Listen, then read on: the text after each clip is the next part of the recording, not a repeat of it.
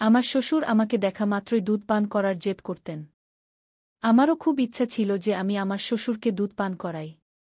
একদিন আমার স্বামী বাড়িতে ছিলেন না, তাই আমি রাতে জালিদার নাইটি পরে আমার স্বামীর স্মৃতিতে তৎপাচ্ছিলাম। হ্যালো বন্ধুরা, আমার নাম পূজা, আর আমার স্বামীর নাম অবিনাশ। তবে সবাই তাকে ভালোবেসে অমিত বলে ডাকে।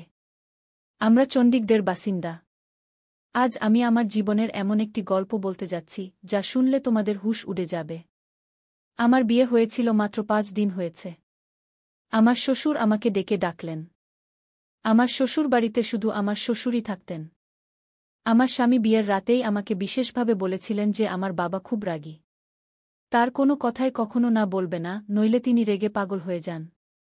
আর আমি 3 দিন ধরে এটাই দেখছিলাম। যখনই তিনি আমার স্বামী অমিতকে একবার ডাকতেন, অমিতের মুখের রং উড়ে যেত। তার মনে হতো যেন ভয়ে কাঁপছে, আর তৎক্ষণাৎ ঘর থেকে বেরিয়ে যেত। আমার স্বামীর এই দুষ্টুমি দেখে আমার মনে শ্বশুরের প্রতি খুব সম্মান জন্মেছিল। রাগের মধ্যে তিনি সত্যিই ভয়ঙ্কর ছিলেন। চতুর্থ দিনে সকালে অমিত আমাকে বললেন, আজ আমরা বাইরে ঘুরতে যাব। আমি খুব খুশি হয়েছিলাম। কিন্তু ঠিক তখনই আমার শ্বশুর অমিতকে ডাকলেন। তিনি তৎক্ষণাৎ ঘর থেকে বেরিয়ে গেলেন। বাইরে থেকে আমি আমার শ্বশুরের চিৎকার চেঁচামেচির আওয়াজ শুনতে পেলাম। তিনি বলছিলেন, 3 দিন বিয়ের হইচই যে কেটে গেছে। তুমি কি বোঝো তুমি ফ্যাক্টরিতে না থাকায় কত ক্ষতি হতে পারে? আর আজ আবার তুমি ছুটি নিয়ে বসে আছো।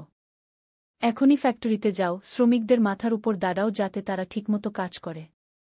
তোমার বিয়ে আমি এজন্য করিনি যে তুমি ঘরে বসে তোমার বউয়ের সঙ্গে সময় কাটাও। আর তোমার বুকে বলো রান্নাঘরের দায়িত্ব সামলাক। এখানে আর কোনো মহিলা নেই যে তার নখরা সহ্য করবে। কি এ কথা শুনে আমার খুব রাগ হয়েছিল। বিয়ের মাত্র 3 দিন হয়েছে, আর আমিই তো নাস্তা বানিয়ে দিচ্ছিলাম। তবু আমার শ্বশুর আমার রান্নায় অনেক খুঁত ধরেছিলেন।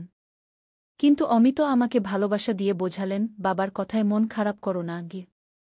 4 দিন ধরে আমি এই ভেবে উলঝেছিলাম যে শ্বশুরের মেজাজ এমন কেন। কিন্তু আজ তিনি যে হইচই করলেন, আমি তো ভয়ে কেঁপে গেলাম। অমিত যখন ঘরে ফিরলেন তার মুখ শুকিয়ে গিয়েছিল। তিনি বললেন, মাফ চাই, আমাকে যেতে হবে। আমি বললাম, কোনো ব্যাপার না, কাজ আগে। বাইরে আমরা পরে যাব। আমি কোনো আপত্তি করিনি। অমিত ফ্যাক্টরিতে চলে গেলেন। আমি রান্নাঘরে গিয়ে অনিচ্ছায় বাসন ধোয়া শুরু করলাম। বিয়ের চতুর্থ দিনেই আমাকে খাবার বানাতে হলো, আর বাড়ির সব কাজও আমাকেই করতে হলো। আমার শ্বশুর নিজে নিজেই ঝাড় দিয়েছিলেন, বলেছিলেন, যখন বউ এসেছে তখন সেই পরিষ্কার করবে। আমি পুরো বাড়ি পরিষ্কার করলাম। ক্লান্ত হয়ে যখন নিজের ঘরে বিশ্রাম করতে যাচ্ছিলাম তখন শ্বশুর আমাকে ডাকলেন। তিনি নিজের ঘরে বসেছিলেন। আমি মাথায় ভালোভাবে ওড়না নিয়ে গেলাম, কিন্তু ওড়নাটা রেশমি ছিল। তাই তার ঘরে ঢুকে জিজ্ঞাসা করলাম, জি পাপাজি, কিছু লাগবে? তিনি আমাকে মাথা থেকে পা পর্যন্ত খুব মনোযোগ দিয়ে দেখলেন। তারপর খুব অদ্ভুত ভঙ্গিতে শুকনো ঠোঁটে জিভ বুলিয়ে বললেন, দুধ পান করব। এটা শুনে আমার প্রথমে ওড়নার কথা মনে পড়ল, কারণ আমার বুক থেকে ওড়না সরে গিয়েছিল। আমি তাড়াতাড়ি ওড়না ঠিক করে ঘর থেকে বেরিয়ে এলাম। আমার শ্বশুরের এই আচরণ আমার কাছে অদ্ভুত লাগল। শ্বশুর তো বাবার মতো হয়, আর বাবা কখনো মেয়েদের এভাবে মাথা থেকে পা পর্যন্ত দেখে না। আমি তৎক্ষণাৎ রান্নাঘরে গেলাম। আমার হৃৎপিণ্ড জোরে জোরে ধড়কাচ্ছিল। আমার খুব অস্বস্তি হচ্ছিল। আমি ফ্রিজ খুলে দুধের গ্লাস ভরে ওড়না ভালোভাবে জড়িয়ে শ্বশুরের ঘরে গেলাম। সাইড টেবিলে দুধের গ্লাস রেখে দিলাম। আমি ঘর থেকে বেরিয়ে যাওয়ার আগে শ্বশুর বললেন, একটু আমার কাছে বসো, গল্প করি। এখন তো বাড়িতে তুমি ছাড়া আর কেউ নেই। আমি অনেক দিন ধরে একা ছিলাম, একা বসে বিরক্ত হয়ে যাই। এটা শুনে আমি অস্বস্তিতে পড়ে গেলাম। তার ঘরে শুধু একটা বিছানা আর আলমারি ছিল। বসার জন্য আলাদা কোনো চেয়ার ছিল না। তাই আমাকে বাধ্য হয়ে বিছানার কিনারায় বসতে হল। তিনি এলোমেলো কথা বলতে লাগলেন। কিন্তু যেই তিনি দুধের গ্লাস মুখে দিলেন তৎক্ষণাৎ সেটা সরিয়ে বললেন, এত ঠান্ডা দুধ আমি খেতে পারব না। আমার তো গরম দুধ পছন্দ। এই বলে তার চোখ আমার মুখ থেকে শুরু করে আমার পুরো শরীরে ঘুরতে লাগল। তার চোখে এমন কিছু ছিল যে আমি উদ্বিগ্ন হয়ে পড়লাম। আমার হাতে ঘাম হতে লাগল, মুখে ঘামের ফোঁটা স্পষ্ট হয়ে উঠল। তিনি বললেন, যাও, এটা গরম করে নিয়ে এসো। আমি দুধের গ্লাস নিয়ে উঠে দাঁড়ালাম। 3 দিন ধরে আমার শ্বশুর খুব রেগে কথা বলছিলেন যখন অমিত বাড়িতে থাকতেন। কিন্তু আজ তার সুর খুব নরম ছিল। মনে হচ্ছিল না যে এই সেই শ্বশুর, যিনি 3 দিন ধরে অমিতকে চিৎকার করে ডাকছিলেন আর রেগে কথা বলছিলেন। আমি দুধ পাত্রে ঢেলে একটু গরম করে আবার গ্লাসে ঢেলে তার কাছে নিয়ে গেলাম। গ্লাস এগিয়ে দেওয়ার সময় তিনি গ্লাসের সঙ্গে আমার হাতও ধরে ফেললেন। আমার যেন পুরো শরীরে কারেন্ট বয়ে গেল। আমি ভয়ে হাত ছাড়ানোর চেষ্টা করলাম, তিনি আমার হাত ছেড়ে দিলেন। আমি ঘর থেকে বেরিয়ে যাচ্ছিলাম, তিনি বললেন, আরে কোথায় যাচ্ছ? এখানে বসো, আমার সঙ্গে গল্প করো। এই একাকিত্বের সাপ এখন আমাকে আরও বেশি কামড়াচ্ছে। এই বলে তিনি একটা ঠান্ডা নিঃশ্বাস ফেললেন। আমার আরও বেশি অস্বস্তি হচ্ছিল। তার কথা শুনে আমার অদ্ভুত লাগছিল। তারপর তিনি বললেন, বিয়ের পরের দিন তুমি যে কালো রঙের ফ্যাশনেবল পোশাক পরেছিলে তাতে খুব সুন্দর লাগছিল। আজ সন্ধ্যায় ওটাই পরো। এটা শুনেও আমার খারাপ লাগল। এই অনুরোধ তো অমিতের আমার কাছে করা উচিত ছিল, শ্বশুরের নয়। এরপর থেকে আমার শ্বশুরের আচরণ আমার কাছে অস্বস্তিকর হয়ে উঠল। অমিত যখন অফিসে যেতেন তিনি আমাকে তার ঘরে ডাকতেন। অদ্ভুত দৃষ্টিতে দেখতেন, বারবার শুকনো ঠোঁটে জিভ বুলিয়ে বলতেন, আমি দুধ পান করব। গরম দুধ দাও। আমি দুধ দিয়ে চলে যেতে চাইলে তিনি আমার হাত ধরতেন, বলতেন, আমার কাছে বসো, গল্প করো। আমি কি গল্প করব? আমি কাজের অজুহাতে বেরিয়ে যেতাম, বলতাম, খাবার বানাতে হবে, বাসন ধুতে হবে। আসলে আমার এসব ভালো লাগছিল না। আমার মন অস্থির হয়ে উঠছিল। আমি ভাবছিলাম অমিতের সঙ্গে কথা বলা উচিত। কিন্তু কিভাবে বলবো? তিনি তো বাবার সামনে একটা কথাও বলতেন না। শুধু মাথা নিচু করে কি জি পাপা ই বলতেন। একদিন আমি রান্নাঘরে কাজ করছিলাম, হঠাৎ শ্বশুর এসে আমাকে পেছন থেকে ধরে ফেললেন। আমাকে টেবিলের সঙ্গে ঠেলে দিলেন এবং যা করলেন তাতে আমি আমার সম্মান বাঁচিয়ে নিজের ঘরে চলে গেলাম। ঘরের দরজা বন্ধ করে দিলাম, খিল লাগিয়ে দিলাম। বিছানায় বসে পড়লাম। অস্থিরতা আমার উপর ভর করেছিল। আমার পুরো শরীর কাঁপছিল। আমি ভাবতেও পারিনি যে আমার শ্বশুর আমার সঙ্গে এমন কিছু করতে পারেন। আমার চোখ থেকে অশ্রু ঝরতে লাগল। আমি ঠিক করলাম অমিতের সঙ্গে কথা বলবো। আমি সারাদিন কোনো কাজ করিনি, নিজেকে ঘরে আটকে রেখেছিলাম। শ্বশুর বারবার দরজায় টোকা দিয়েছিলেন, বলেছিলেন তিনি ক্ষুধার্ত, আমি তাকে খাবার দিই। কিন্তু আমি কিছুই দিইনি। আমার জায়গায় যে কেউ থাকত সেই এমন করত। রাতে দরজায় জোরে টোকা পড়ল। অমিত ছিলেন। তিনি বললেন, রবিনা, দরজা খোলো। এটা কি অসভ্যতা? কেন সকাল থেকে দরজা বন্ধ করে ঘরে বসে আছো? অমিতের গলা শুনে আমি দরজা খুললাম। দরজা খোলার সঙ্গে সঙ্গে বাবা ছেলে দুজনেই আমাকে রাগের দৃষ্টিতে দেখছিলেন। বললেন, তোমার একটুও লজ্জা নেই? আমার বাবা সকাল থেকে না খেয়ে আছেন, আর তুমি তাকে রুটিও দাওনি। তার ডায়াবেটিস আছে, তার শরীর খারাপ হলে এর দায় কে নেবে? আমি বললাম, আমি তার দায়িত্ব নিতে পারব না। ভালো হয় আপনি অন্য ব্যবস্থা করুন। আমার এই কথায় অমিত রেগে গেলেন। বললেন, এটা কি অসভ্যতা? পেছন থেকে শ্বশুর বললেন, দেখছ, এখনো 7 দিন হয়নি, আর এর রং দেখাতে শুরু করেছে। আমি আগেই জানতাম এই মেয়েরা বিয়ের পর এমনই করে। আলাদা হওয়ার স্বপ্ন আগেই দেখে ফেলে। আমার স্বামী বললেন, আজ তুমি কথা বললে। পূজা, আরেকবার বললে তালাকের কাগজ হাতে দেব। আমি তোমাকে ত্যাগ করব। এটা শুনে আমার মুখের রং উড়ে গেল। আমার বাবার 7 মেয়ে, তিনি গরিব মানুষ। অনেক কষ্টে দেনমোহর জোগাড় করে একে একে মেয়েদের বিয়ে দিচ্ছিলেন। আমার মা আমাকে বিদায়ের সময় বলেছিলেন, কখনো ঝগড়া করে বাড়ি ফিরে আসিস না। স্বামী আর শ্বশুরের সব কথা মানিস, নিজের সংসার গড়ার চেষ্টা করিস। কিন্তু আমার শ্বশুর যা চাইছিলেন তা আমি করতে পারতাম না। তার আচরণ আর অকারণে অপমান দিন দিন বাড়ছিল। তখন অমিত এত রেগেছিলেন যে আমি যদি কিছু বলতাম তিনি আমাকেই মিথ্যাবাদী বলতেন। আমি কোনো উত্তর দিলাম না। চুপচাপ বিছানায় বসে পড়লাম। আমার শ্বশুর বললেন, অমিত, এটাকে শেষবার বোঝাও। এর মাথা ঠিক করো, নইলে আমি এর মায়ের সঙ্গে কথা বলবো, এর বাবাকে বলবো, তোমার মেয়েকে সামলাও। এই বলে তিনি রেগে চলে গেলেন। আমি শ্বশুরের দিকে রাগের দৃষ্টিতে তাকালাম। অমিত বললেন, তোমার সমস্যা কি? তোমার মাথায় কি 10 জনের দায়িত্ব আছে যে তুমি সামলাতে পারছ না? আমার তো একটাই বাবা মা নেই, ভাইবোন নেই। এমন সংসার পেলে মেয়েরা তো চায় যেখানে কোনো দায়িত্ব নেই। আমি বললাম, কাশ আমার শাশুড়ি দেবরনল থাকত, তাহলে আমি যে অবস্থার মধ্যে দিয়ে যাচ্ছি তা হতো না। আমার কথায় তিনি রেগে আমাকে দেখতে লাগলেন। বললেন, কি সমস্যা তৈরি করেছেন আমার বাবা? তোমার মাথায় শুধু দুবেলা রুটি দেওয়ার দায়িত্ব, তাও তোমার কাছে ভারী মনে হচ্ছে। দেখো, বাড়িতে ঝগড়া ফ্যাসাদ করা হয় না। আমি অফিস থেকে ক্লান্ত হয়ে আসি, এসব দেখতে পারি না। আমার শান্তি চাই। আমি শান্তির জন্যই বিয়ে করেছি, ঝগড়া দেখার জন্য নয় গু। আমি বললাম, অমিত, তাহলে তুমি তোমার বাবার বিয়ে দিয়ে দাও। এটা বলার সঙ্গে সঙ্গে অমিত আমার মুখে একটা জোরে থাপ্পড় মারলেন। বললেন, লজ্জা করে না এমন কথা বলতে? আমার বাবার বয়সে বিয়ে হয়? আমার বাবার দুবেলা রুটিও তোমার কাছে এত ভারী হয়ে গেছে যে তুমি রান্না করতেও পারছ না কি? আমি বললাম, তুমি আমার কথা বুঝছ না কি? তিনি বললেন, কি বুঝব? এটা অর্থহীন কথা। আমার বাবার বয়স ৬০ বছর। তার পা কবরে। তিনি ডায়াবেটিস, রক্তচাপের রোগী। আর তুমি চাও এই বয়সে তিনি একজন মহিলার দায়িত্ব নিক? আমি কি বলব? তার বাবা তো তার ছেলের বউয়ের দিকে নজর রেখেছেন। আমি বললাম, তুমি বিয়ে দিয়ে দাও। আমি তোমার বাবা-মাকে দুজনকেই সামলাব। আমার কথায় তিনি অদ্ভুতভাবে হেসে বললেন, আমার বাবার দুবেলা রুটি তুমি বানাতে পারছ না, আর তুমি আমার সৎমাকে সামলাবে? দেখো, এই বাড়ি আর ব্যবসা সব আমার বাবার নামে। যদি কেউ তার স্ত্রী হয়ে আসে, সবকিছু নিয়ে নেবে। আমাকে আর তোমাকে ধাক্কা মেরে বের করে দেবে। তুমি তো জানো, বাবা রেগে গেলে কারো কথা শোনেন না। আমিও চুপচাপ তার কথা শুনি। এখন থেকে বাবার বিয়ের কথা মুখে আনবে না এই বলে তিনি ঘর থেকে বেরিয়ে গেলেন। এখন আমি ভাবতে লাগলাম, আমি কি করব? আমি আমার শ্বশুরের এমন আচরণ আর সহ্য করতে পারছিলাম না। আর চলে গেলে আমার সংসার ভেঙে যেত। আমরা মেয়েরা কত অসহায়।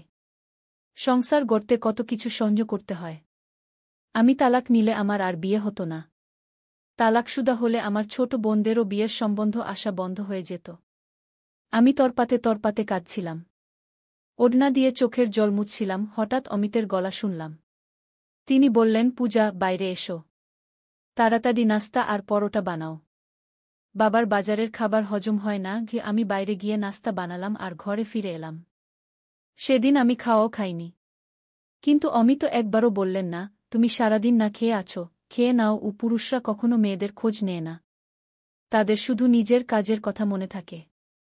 অমিত এমনই একজন ছিলেন। আমি তারপর থেকে মুখ বন্ধ করে ফেলেছিলাম। অমিত যখন অফিসে চলে যেতেন, শ্বশুর আমাকে ডাকতেন।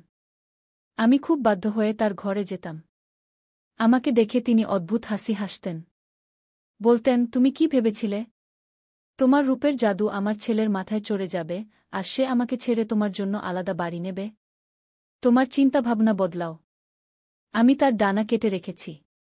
সে চাইলেও কোথাও যেতে পারবে না, তুমিও পারবে না। তাই আমি কোনো ধনী ঘরের মেয়ের সঙ্গে আমার ছেলের বিয়ে দিইনি। কারণ সে আমার ছেলেকে উড়িয়ে নিয়ে যেতে পারত। তোমাকে এনেছি কারণ আমি জানতাম, তোমার বাবার অবস্থা এমন নয় যে সে তোমার সংসার বানানোর পর আবার তোমাকে নিজের বাড়িতে রাখতে পারবে বা আলাদা বাড়ি দিতে পারবে। এখন যদি তুমি চাও তোমার জীবন সহজ হোক, তাহলে আমি যা বলব তুমি তাই করবে। আমি খুব অস্থির হয়ে পড়লাম। তিনি বললেন, যাও, আমার জন্য গরম দুধ নিয়ে এসো। এই শব্দ আমার ভেতরে আগুন জ্বালিয়ে দিল। আমার ইচ্ছা করছিল নিজেকে শেষ করে ফেলি। এমন নোংরা আর অপমানজনক জীবন আমি সহ্য করতে পারছিলাম না। আমি এখন শুধু খাবার তার ঘরে পৌঁছে দিয়ে তৎক্ষণাৎ বেরিয়ে আসতাম। তার কাছে বসতাম না, কথাও বলতাম না। বেশিরভাগ সময় নিজের ঘরে কাটাতাম। একদিন তো সীমা ছাড়িয়ে গেল। আমার শ্বশুর অমিতেরও লজ্জা রাখলেন না। রাতে খেতে খেতে তিনি আমার ফরমাশে বিরিয়ানি বানিয়েছিলাম। বিরিয়ানি খুব ভালো হয়েছিল। খেতে খেতে তিনি বললেন, আজ তুমি আমার মন খুশি করে দিয়েছ। খুব মজার খাবার বানিয়েছ। অমিত এটা শুনে হাসলেন। আমাকে গর্বের দৃষ্টিতে দেখলেন। কিন্তু আমার একটুও খুশি লাগেনি। তারপর শ্বশুর পকেট থেকে ২০০০ টাকা বের করে আমার দিকে এগিয়ে দিয়ে বললেন, এটা নাও, তোমার পুরস্কার। কিন্তু আমি বললাম, আমি আমার কর্তব্য পালন করছি। এটা আমার লাগবে না। আমার প্রত্যাখ্যানে অমিত আমাকে কড়া দৃষ্টিতে দেখলেন। বললেন, বাবা খুশি হয়ে দিচ্ছেন, না করো না। নিয়ে নাও। অনিচ্ছা সত্ত্বেও আমি ২০০০ টাকা নিলাম। আমি বাসন তুলতে উঠলাম। আমি উঠতেই শ্বশুরও উঠে দাঁড়ালেন। আমার দিকে এগিয়ে এসে আমাকে জড়িয়ে ধরলেন আর আমার কপালে চুমু খেলেন। আমি যেন পাথরের মূর্তি হয়ে গেলাম। তিনি বললেন, তোমার এই বদলে যাওয়া রূপে আমি খুব খুশি। এভাবে থাকলে খুব তাড়াতাড়ি আমার মনে জায়গা করে নেবে। এই বলে তিনি নিজের ঘরে চলে গেলেন। আমি অমিতের দিকে তাকালাম, যার মুখে কোনো ভাবান্তর ছিল না। কিন্তু আমার এটা খুব খারাপ লাগল। আমি বললাম, পাপার এটা কি ধরনের আচরণ? আমি তার সত্যিকারের মেয়ে নই। তার উচিত আমার সঙ্গে দূরত্ব রেখে কথা বলা। তার কি অধিকার আছে আমাকে বুকে জড়িয়ে নেওয়ার? ঈশ্বরও তো বলেছেন একটা বয়সের পর বাবা মেয়ের মধ্যেও দূরত্ব রাখতে হয়। আমার কথায় অমিত ভীষণ রেগে গেলেন। বললেন, তুমি এত ছোট মনের হতে পারো আমি ভাবিনি। আমার বাবা তোমাকে মেয়ে মনে করেন। তিনি তোমাকে একটু ছুঁয়েছেন, তোমার মাথায় হাত দিয়েছেন। তুমি অদ্ভুত মেয়ে। বাবার মনে জায়গা করার বদলে তুমি সবকিছুতে আপত্তি করো। তিনি নিচু স্বরে আমাকে কড়া দৃষ্টিতে বললেন, শুক্রিয়া করো যে বাবা এই কথাগুলো শোনেননি। নইলে বড় সমস্যা হয়ে যেতই। তিনি আমাকে শেষবারের মতো সাবধান করে বললেন, পূজা, বাবার সঙ্গে তোমার আচরণ ঠিক করো। আমি কাঁদতে লাগলাম। বললাম, অমিত, আমার সহ্যের সীমা শেষ হয়ে গেছে। আমাকে বিষ এনে দাও, নইলে তোমার বাবার বিয়ে দিয়ে দাও। এই বলে আমি ঘরে চলে গেলাম। কিছুক্ষণ পর দরজার বেল বাজল। তারপর হইচইয়ের শব্দ শুনলাম। আমি ঘর থেকে বেরিয়ে দেখলাম আমার এক দেবরও আছে। সে সৌদি আরবে পড়াশোনা করতে গিয়েছিল এবং তার স্ত্রী জয়ার সঙ্গে ফিরে এসেছে। সে সেখানেই বিয়ে করেছিল। আমার শ্বশুর তার বিয়েতে রেগেছিলেন, তাই তাকে বাড়িতে আসতে দেওয়া হয়নি। আমরা জানতামই না যে অমিতের একটা ভাই আছে। আমি তাদের দুজনকে দেখে অবাক হয়ে গেলাম। শ্বশুর তখনও রেগে দাঁড়িয়েছিলেন। বললেন, তোর ইচ্ছেম তো বিয়ে করেছিস, তাহলে এখানে ফিরে এলি কেন? ওখানেই থাকতি। দেবর হাত জোট করে মাফ চাইল। অমিত বললেন, বাবা, রাগ ছাড়ুন। যা হওয়ার হয়ে গেছে। কমলেশকে জড়িয়ে ধরুন। যাই হোক, এখন আমার দেবরানীও এসে গেছে। খুব সুন্দরী, সরুপাতলা একটি মেয়ে। আমি শুক্রিয়া করলাম যে এখন বাড়িতে আমি একা নই। জয়া খুব হাসি খুশি এবং মিশুকে মেয়ে ছিল। আমার সঙ্গে খুব মিশে গেল। কমলেশ অমিতের সঙ্গে ফ্যাক্টরিতে যেতে লাগল। আমার শ্বশুরের মনোযোগ আমার থেকে সরে এখন জয়ার দিকে চলে গেল। এক রাতে খেতে খেতে তিনি বললেন, এখন থেকে আমার সব কাজ ছোট বউ করবে। জয়াও খুশি মনে রাজি হল। বলল, ঠিক আছে পাপা, আপনার যা লাগবে আমাকে বলবেন। কমলেশও এটা শুনে হাসল। কিন্তু কয়েকদিন পর একদিন জয়া শ্বশুরের ঘর থেকে বেরিয়ে এল খুব অস্থির অবস্থায়। বারবার তার মুখের ঘাম মুছছিল। আমি বুঝতে পারছিলাম সে কি কষ্টের মধ্যে দিয়ে যাচ্ছে। সে রান্নাঘরে গিয়ে চুপচাপ বাসন ধুতে লাগল। আমি জিজ্ঞাসা করলাম, কি হয়েছে? সে বলল, পাপার অভ্যাস আমার কাছে খুব অদ্ভুত লাগে। অদ্ভুত দৃষ্টিতে দেখেন। কখনো হাত ধরে ফেলেন, কখনো হঠাৎ জড়িয়ে ধরেন। কখনো এমন কথা বলেন যে শুনে আমার কানের লতি লাল হয়ে যায়। আমি কমলেশের সঙ্গে কথা বলবো। সে বলেছিল তার বাবা খুব ভালো। কিন্তু তিনি তো সুযোগ পেলেই আমাকে কাছে টানার চেষ্টা করেন। আমার এসব ভালো লাগে না। আমি বললাম, এই দুই ভাই কখনো তাদের বাবার কথার বিরুদ্ধে যায় না। আমিও এই কষ্টের মধ্যে দিয়ে গেছি। কিন্তু অমিত আমার কথা কখনো শোনেননি। সে বলল, আমি কিন্তু কমলেশের সঙ্গে স্পষ্ট কথা বলবো। যদি পাপা এই আচরণ চালিয়ে যান, আমি তাকে বলব আলাদা বাড়িতে যাব। তারপর আবার সেই ঝগড়া শুরু হল, যা আমার আর অমিতের মধ্যে হতো। কমলেশ বলল, আমি তোর সঙ্গে 2 বছর বিদেশে একা ছিলাম। এখন বাড়িতে এসে কি হল? 4 দিন বাবাকে রুটি বানিয়ে দিতে হল, আর তুই নতুন নাটক শুরু করলি। জয়া তালাক চাইতে শুরু করল। সেই রাতে অমিত যখন ঘরে এলেন তিনি খুব চুপচাপ ছিলেন। আমি বললাম, অমিত, এখনো কি বলবে আমি ভুল ছিলাম? আমার যে অভিযোগ ছিল, আজ জয়ারও সেই অভিযোগ। এর মানে পাপা কোথাও না কোথাও ভুল করছেন। আমি তোমাকে সত্যি বলছি, তার একজন স্ত্রী দরকার। তার বয়স 6-0 হলেও। তোমার উচিত ছিল মায়ের মৃত্যুর কয়েক বছর পর তার বিয়ে দিয়ে দেওয়া, তাহলে তিনি আমাদের সত্যিই মেয়ে মনে করতেন। আমার কথা এবার অমিতের মাথায় ঢুকল। তিনি একবার বাবার সঙ্গে দ্বিতীয় বিয়ের কথা বললেন। প্রথমে শ্বশুর রেগে গেলেন। বললেন, এই বয়সে আমি বিয়ে করব? তোদের মাথা খারাপ হয়েছে। অমিত বললেন, একজন বিধবা মহিলা আছেন। তুমি যদি তার সঙ্গে বিয়ে করো, এতে কোনো ক্ষতি নেই। তিনি 4-0-5-0 বছরের ভাইদের উপর নির্ভর করে কষ্টে জীবন কাটাচ্ছেন। প্রথমে শ্বশুর নাটক করলেন, কিন্তু 2-4 দিন পর নিজেই বললেন, ঠিক আছে, আমি ওর সঙ্গে বিয়ে করব। কিছুদিনের মধ্যেই আমার শ্বশুরের বিয়ে হয়ে গেল। এর ফলে বাড়ির পরিবেশ অনেকটা ভালো হয়ে গেল। অমিত নিজেই আমাকে বললেন, তুমি ঠিক বলেছিলে। বাবার একজন স্ত্রী দরকার ছিল। আমার নতুন শাশুড়ি শ্বশুরের খুব যত্ন নিতেন। এখন শ্বশুর আমাদের দিকে অযথা তাকাতেন না। আমাদের সমাজে এটা খুব সাধারণ হয়ে গেছে যে বাবার বয়স বেশি হলে সন্তানরা তার দ্বিতীয় বিয়ে মেনে নিতে চায় না। আর এর ফলে নতুন বউদের এমন সমস্যার মুখোমুখি হতে হয়, যেমন আমি আর জয়াকে হতে হয়েছিল। বন্ধুরা, গল্পটি কেমন লাগল?